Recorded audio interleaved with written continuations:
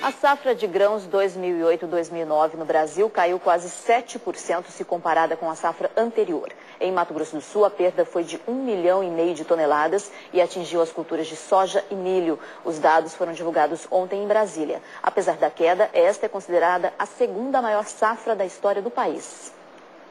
Os números indicam que, mesmo com a crise financeira, o setor do agronegócio mantém os resultados da balança comercial do país. Segundo o levantamento da Conab, a área plantada totalizou 47,7 milhões de hectares, aumento de 0,6% com relação à safra passada. No início, a gente achava que pudesse haver uma safra semelhante. Porém, algumas estiagens que se verificaram no sul do país, né, Rio Grande do Sul, Santa Catarina, Paraná e sul do Mato Grosso do Sul, provocaram quebra na safra do milho e também na soja. Se por um lado o clima prejudicou a produção em alguns estados, como é o caso de Mato Grosso do Sul, que registrou queda na produção do milho primeira e segunda safras de quase 35%, por outro beneficiou o produtor. No Rio Grande do Sul, por exemplo, houve aumento da produtividade do arroz em 3,6%. E a estimativa da Conab é positiva para a próxima safra. Segundo os técnicos da companhia, a colheita pode ser ainda maior. Apenas uma cultura não deve seguir a tendência de crescimento na próxima colheita, o trigo. Apesar de uma previsão de aumento nesta safra de quase 50%, para 2009 e 2010, a estimativa é de queda de 3% em todo o país. Mato Grosso do Sul foi um dos 3 estados mais prejudicados com a estiagem. Em Genaro praticamente acabou a colheita do milho e os preços não estão bons, né? Não estão bons, já teve preços muito piores, com certeza, Lucimar, mas está na faixa dos R$14, a saca com 60 quilos, no máximo R$15,50. Agora, Lucimar, não são todos os produtores que estão recebendo esse baixo valor. Alguns que fizeram contrato com o governo estão recebendo um valor melhor, até em torno de R$18,30, R$18,40. Os produtores que fizeram contrato de opção em julho e agosto estão tendo essa garantia. Segundo a Conab, 40% de toda a produção deste ano, que foi de 1.800.000 toneladas aqui no estado, estão sendo vendidas por um valor melhor. Dessa vez, negociar com o governo foi uma ótima opção.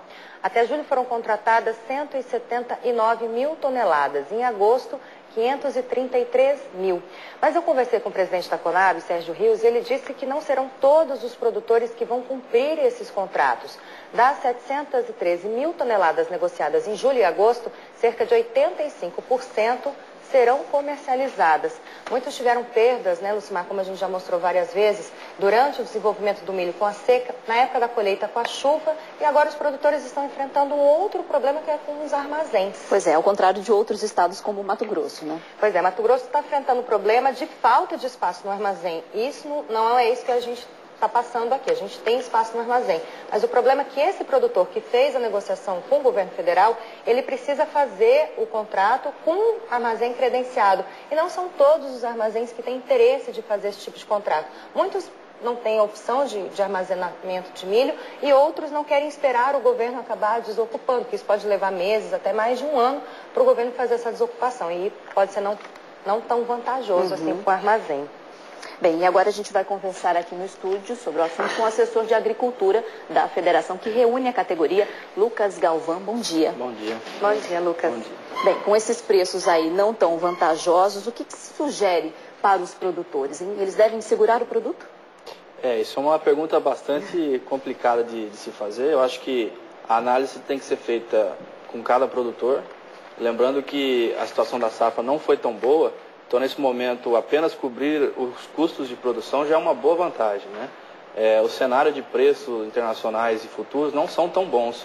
Nós temos os principais países, Estados Unidos, a própria Argentina, com perspectivas de boa safra. Isso provavelmente colocará um número maior de produto no mercado, com a demanda um pouco baixa devido à crise mundial. Pode ter oferta de produto e esse preço pode vir a ficar mais baixo ainda. Então o produtor não tem muita opção, não adianta ele segurar o produto agora, ele tem que vender para poder pagar os custos de produção e lembrando ainda que ele teve muitas perdas, né? Na região sul, por exemplo, mais de 50% das perdas cada produtor, não tem muita opção. Sim, a estratégia de comercialização realizada numa safra nem sempre é a vencedora na safra seguinte. Então, esse mix, a venda de partes da produção em vários momentos da safra, sempre é mostrada como melhor alternativa. Então, quem conseguiu negociar um pouco de contrato com o governo, garantiu um preço melhor, quem negociou antecipadamente com algumas cooperativas, tem um produto um pouco também mais valorizado. E agora, os produtos que sobraram, negociar um preço de mercado, ou se ele tiver condição, segurar esse produto para até melhorar do preço. Né? Essa boa negociação que a gente viu agora com o governo pode ser uma tendência para a safra de verão?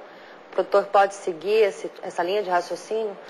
Como eu disse, a estratégia não é sempre a mesma, depende do ano, depende das perspectivas, mas os contratos de opções que o governo lançou no caso do milho se mostraram bastante interessantes. Se a gente conseguir que o governo faça contratos atrativos, como foi feito no milho, a gente vai ter uma boa oportunidade de preço. E quem contraiu dívidas, qual que é a orientação? Quem não vai conseguir cobrir os custos de produção, quem está com dívidas de custeio dessa safra, o que pode fazer numa situação como essa? Planta safra de verão não tem muita opção, né? O produtor, infelizmente, não tem condição ele não tem essa prerrogativa de deixar sua área parada e não plantar.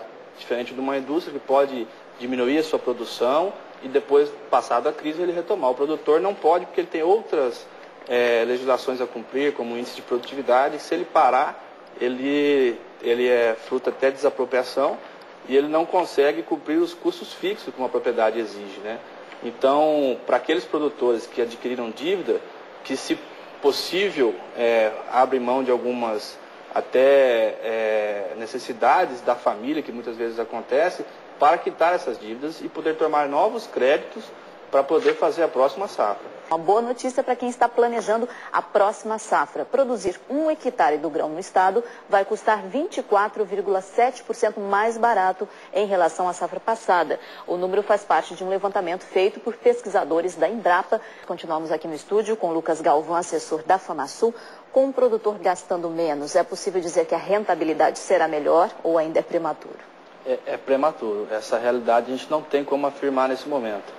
Apesar de o custo ter diminuído em relação ao ano passado, ele foi aumentado em cerca de 50% nos últimos 3 anos. Então, nós estamos apenas sendo reajustados esses valores, né? Então, isso não é garantia que o produtor vai ter bom resultado econômico. Outra questão que não é tão garantida assim é o clima. A gente está vivendo uma chuva agora fora do normal, o produtor pode criar uma expectativa que vai ter um período bom de chuvas durante a safra. Existe até uma previsão, mas isso não faz com que ele possa pensar, vou plantar mais, vou aumentar a área plantada. O que vocês estão percebendo? O que está passando na cabeça do produtor em relação a essas duas características, do preço e o clima? Sim, o produtor rural, a gente costuma dizer que ele administra uma fábrica a céu aberto. Diferente de outros setores de produção primária, o produtor tem a questão do clima para ser gerido em sua atividade. Então, a gente volta a insistir que um instrumento seguro rural talvez seja, e com certeza, é a melhor alternativa para dirimir esses efeitos do clima e garantir uma boa rentabilidade para o produtor. Em relação a crédito, o ano passado, durante o início da safra, o produtor enfrentou o problema da falta de crédito por causa da crise internacional. Como é que está a situação agora? Esse ano está um pouco melhor que o ano passado. Por diminuição do custo de produção, o mesmo recurso do ano passado já garantiria um maior número de crédito relativo para plantar um maior número de áreas. E o volume de crédito está sendo um pouco maior que o ano passado. E os créditos também estão chegando um pouco antes para o produtor. Apenas o acesso a esse crédito que continua sendo um entrave. Porque o produtor que não teve condição de pagar suas contas por causa de todos os intempéries climáticos, ele naturalmente tem restrição de crédito quando vai procurar o banco. Lucas Galvão, assessor da FamaSul, muito obrigada pelas suas informações aqui no Bom Dia. Um bom dia para você. Nós agradecemos a oportunidade. Bom dia. Lucas Galvão, assessor da FamaSul, muito obrigada pelas suas informações aqui no Bom Dia. Um bom dia para você. Nós agradecemos a oportunidade. Bom dia. Bom dia.